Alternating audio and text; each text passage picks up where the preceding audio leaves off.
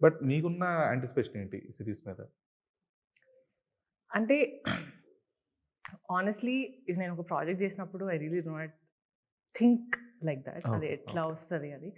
నాకేంటంటే ఈ ప్రాజెక్ట్ నాకు చేయడానికి రీజన్ ఏంటంటే the world of Chandrika I get to play as an actor అనమాట. సో అది నాకు చాలా మంచి అప్రిసియేషన్ వస్తుంది.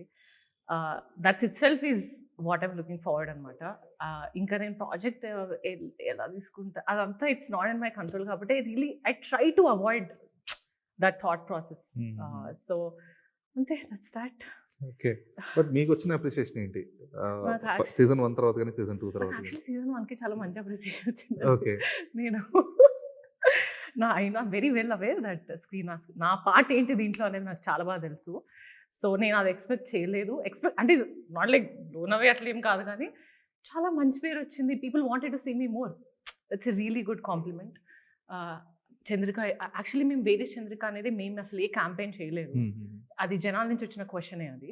That's a win situation for all of us. So మంచి రెస్పాన్స్ వచ్చింది. అండ్ ఇన్‌ఫాక్ట్ కానిస్టేబుల్ కనకంలో చంద్రిక క్యారెక్టర్‌కి నేను makeup and hair least ignored అనమాట. ఓకే.